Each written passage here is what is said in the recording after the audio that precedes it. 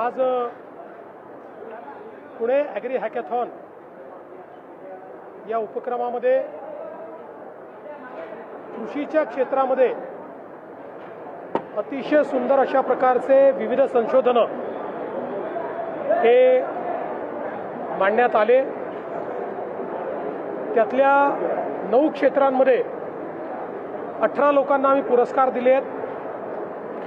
ज्यांना पुरस्कार मिळाले आहेत त्यांचे इनोव्हेशन आम्ही इन्क्युबेट करू, त्याला स्टार्टअपमध्ये परिवर्तित करू आणि शेतकऱ्यांना त्याचा फायदा होईल अशा पद्धतीनं आम्ही प्रयत्न करू।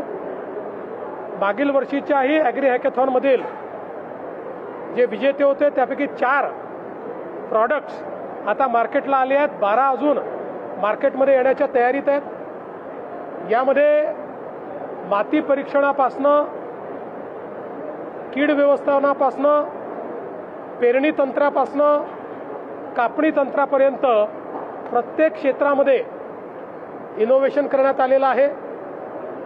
ज्या गोष्टी आपण शेतीकरता वापरतो त्या प्रत्येक गोष्टीत अतिशय ऑप्टिमम त्याचा उपयोग कसा करायचा की जेणेकरून उत्पादन खर्च कमी होईल, पाणी कमीत कमी लागेल, युरिया असेल, DAP असेल, न्यूट्रिएंट्स असतील, या प्रत्येक गोष्टीचं रॅशनलायझेशन करणाऱ्या अशा प्रकारच्या हे सगळे प्रयोग आहेत। त्यामुळे शेती क्षेत्राला याचा मोठा उपयोग होईल। मी 2 घोषणा आज केल्या आहेत।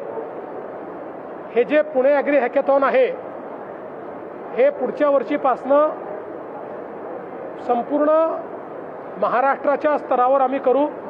त्याला महाराष्ट्र ॲग्री हॅकॅथॉन म्हणण्यात येईल आणि याच्यामध्ये पहिला पुरस्कार दरवर्षी एक पहिला पुरस्कार हा स्वर्गीय अजितदादा पवार यांच्या नावाने देण्यात येईल।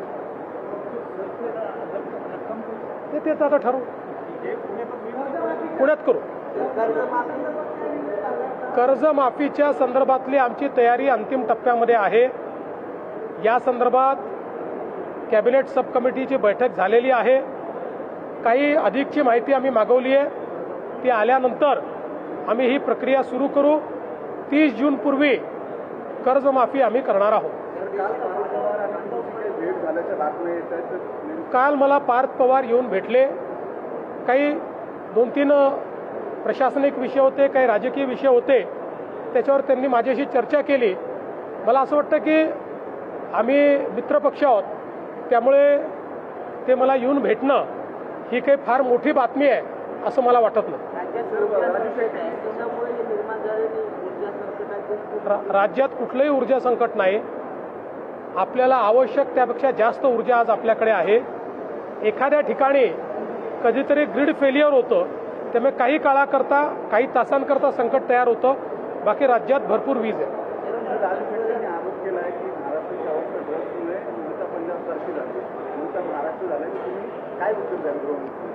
असं आहे की आपल्याला आकडेच या ठिकाणी पाहायला मिळतात। पंजाबची स्थिती काय, इतर राज्यांची स्थिती काय आणि महाराष्ट्राची स्थिती काय आहे। त्यामुळे महाराष्ट्राला अशा पद्धतीनं बदनाम करणं हे राजू शेट्टींना शोभत नाही। अर्थात अंमली पदार्थ हा एक हे मोठं आव्हान आहे, केवळ महाराष्ट्रासमोर नाही संपूर्ण देशासमोर आहे। पण देशाचे कणखर गृहमंत्री माननीय अमितभाई शाह यांनी मोदीजींच्या नेतृत्वात संपूर्ण भारतामध्ये ड्रग्सच्या विरुद्ध मोठी लढाई सुरू केली आहे। महाराष्ट्र त्यात अग्रणी आहे। काही काळ हा लढा आपल्याला द्यावा लागेल, पण मला विश्वास आहे की निश्चितपणे आपला विजय त्याच्यात होईल।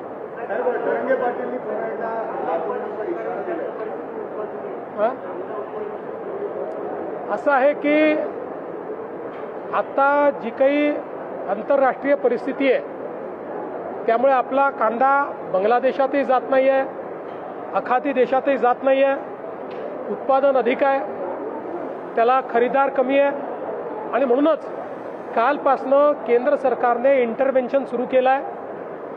12.5 रुपयाच्या भावाने केंद्र सरकार कांदा खरेदी करताय, ती सुरू झालेली आहे। त्यामुळे काही ना काही दिलासा हा शेतकऱ्यांना निश्चित मिळेल। धर्मी पाटलांनी पुन्हा एकदा आंदोलनाचा इशारा दिलेला आहे. 30 तारखेपासून पुन्हा एकदा ते आंदोलनावर बसणार आहे. त्यांच्या मागण्या दोन एक सातारा गॅजेट लागू करा आणि व्हॅलिडिटी सर्टिफिकेट तातडीनं द्या. असं आहे, सातत्याने मराठा समाजाकरता राज्य सरकारने अनेक गोष्टी केल्या आहेत.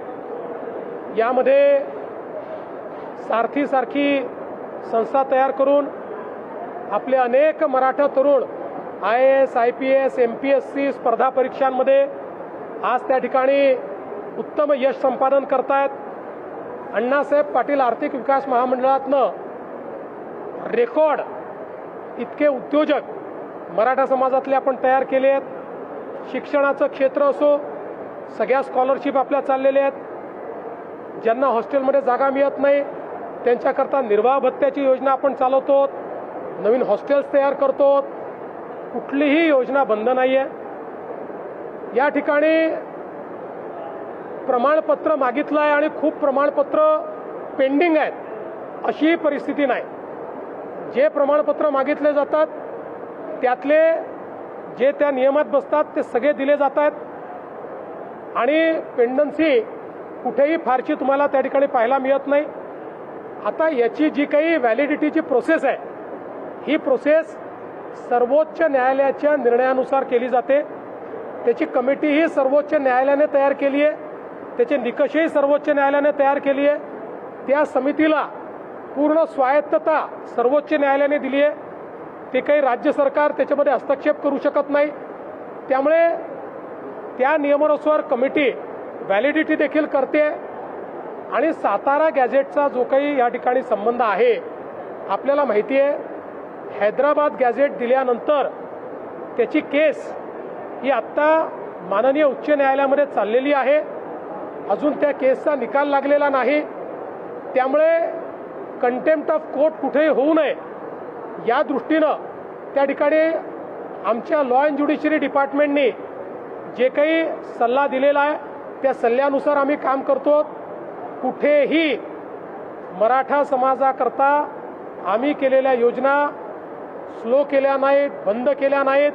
उलट अधिक ताकदीनं आम्ही त्या चालवतो आणि जेवढं मराठा समाजाकरता मुख्यमंत्री म्हणून मी आणि एकनाथराव शिंदेजींनी केलं, मला वाटत नाही की महाराष्ट्राच्या इतिहासात कुठल्याच सरकारमध्ये झालेलं आहे. तथापि लोकशाही आहे, प्रत्येकाला मत व्यक्त करण्याचा अधिकार आहे, त्याला तुम्ही थांबवू शकत नाही.